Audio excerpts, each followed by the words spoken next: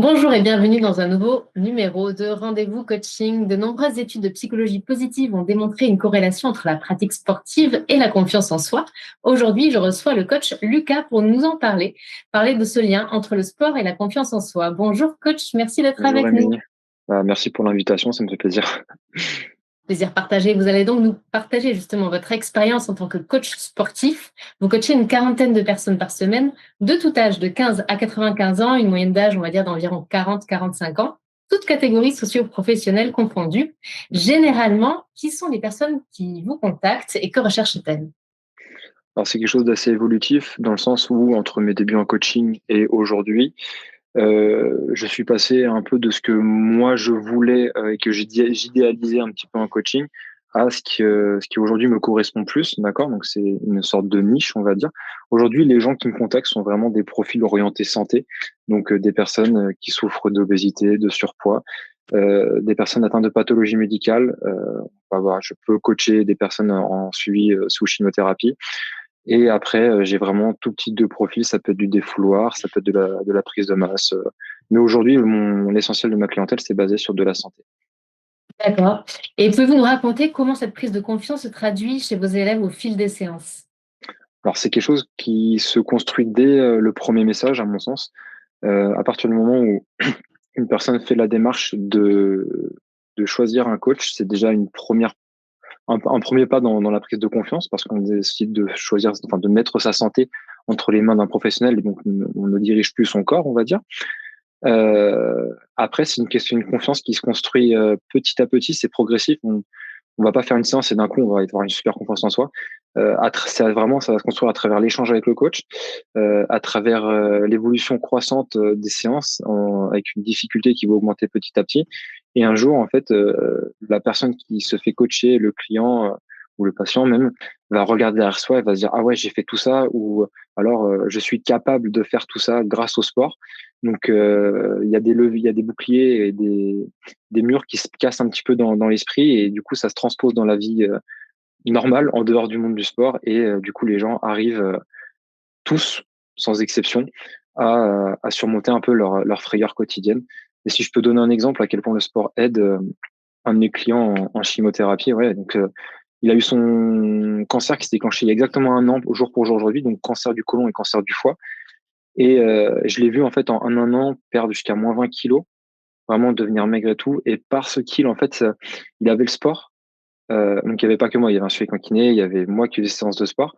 Il a toujours gardé sa confiance en lui. Il savait que c'était juste une montagne à escalader et une fois qu'il était de l'autre côté, il aurait plus qu'à redescendre et parce qu'il a gardé cet état d'esprit, ça a beaucoup joué en fait dans sa guérison et aujourd'hui, il est complètement remis de son cancer.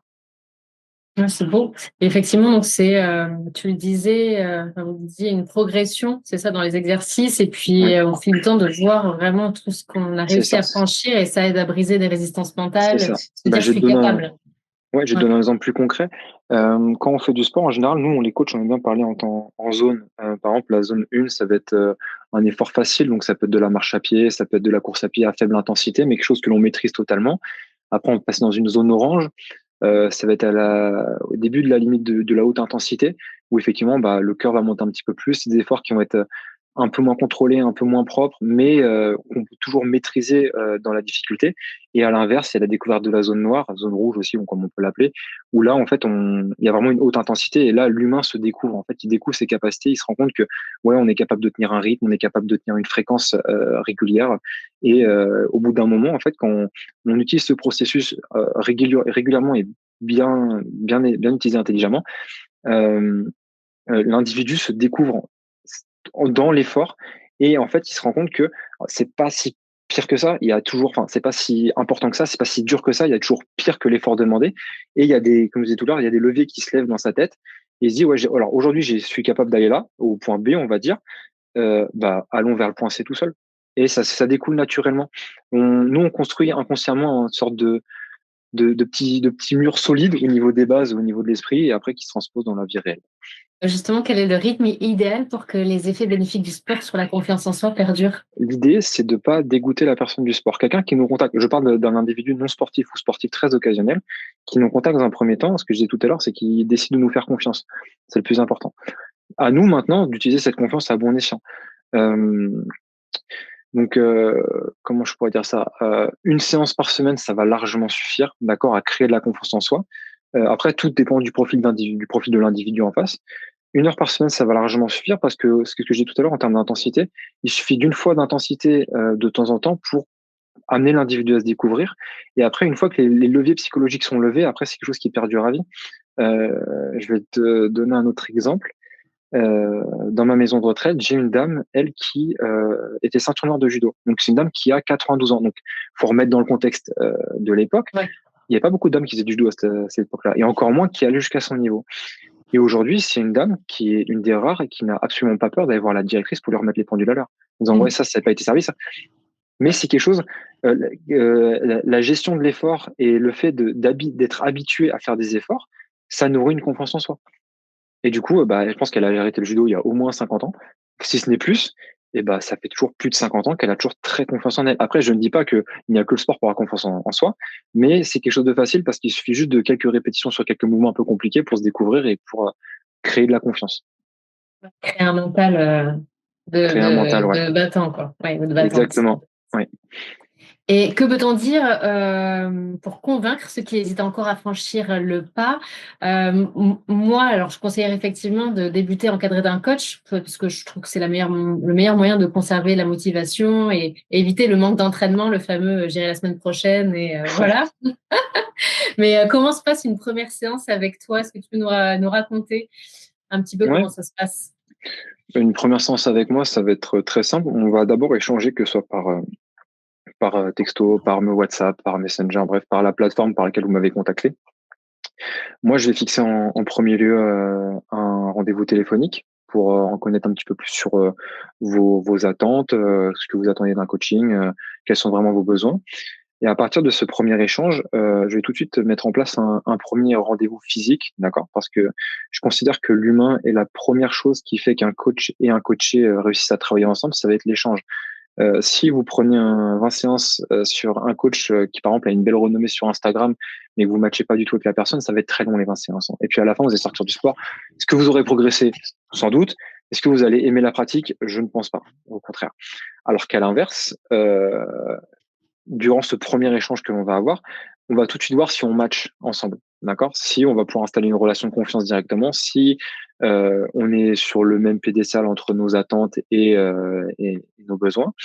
Et à partir de là, moi, je vais durant cette première séance, après notre échange, je vais organiser une première phase de test, d'accord, pour voir un petit peu où vous en êtes euh, physiquement, au niveau, je sais pas, de la souplesse, de la mobilité, des capacités cardiaques et pulmonaires.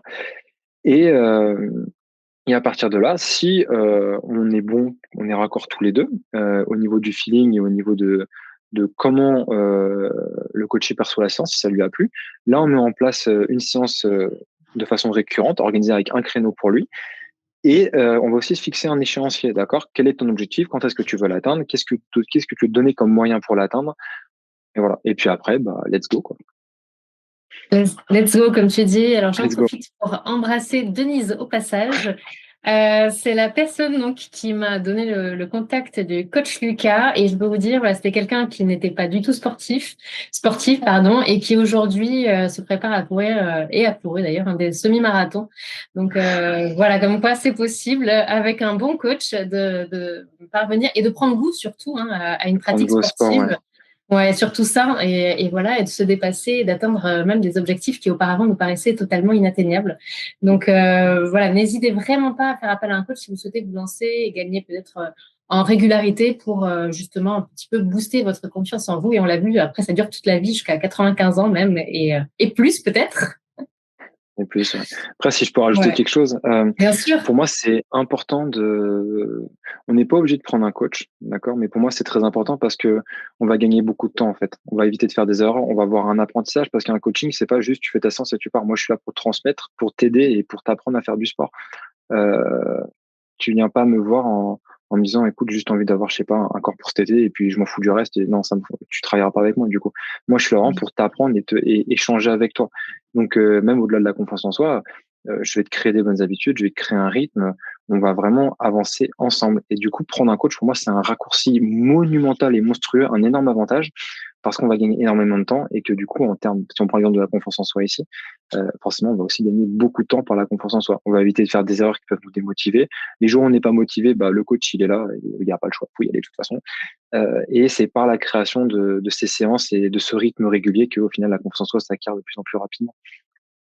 Ouais, c'était important de le préciser Ouais. vraiment.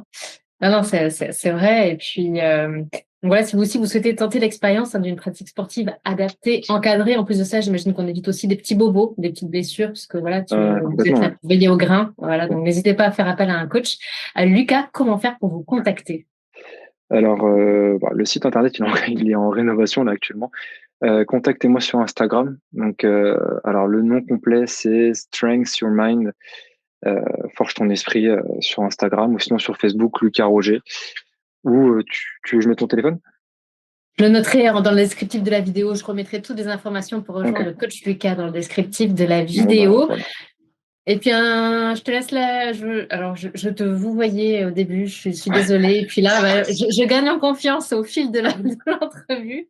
Et voilà que je te tutoie, j'espère que ça ne te dérange pas. Je Non, du tout, remettrai du tout. bien toutes les informations. Je te laisse donc le mot de la fin, peut-être? Euh, pour moi, il n'y a pas de bonne ou mauvaise pratique. Tant qu'on bouge, oubliez pas que le mouvement, c'est la santé. Donc, que vous fassiez de l'équitation, de la danse, du roller ou de la course à pied ou de la musculation, c'est important d'avoir un rythme. Trouvez le sport qui vous convient. Faites-vous plaisir, c'est le plus important. Faites-vous plaisir dans votre pratique. N'y allez jamais à reculons, jamais, jamais, jamais. Gardez un rythme, d'accord? C'est votre moment pour vous. C'est à vous, c'est important, c'est votre moment à vous. Et ça peut paraître dingue comme ça, mais quand on est mère de famille, on a 3 enfants à gérer, on a une vie professionnelle qui est riche, on n'a plus de temps pour soi.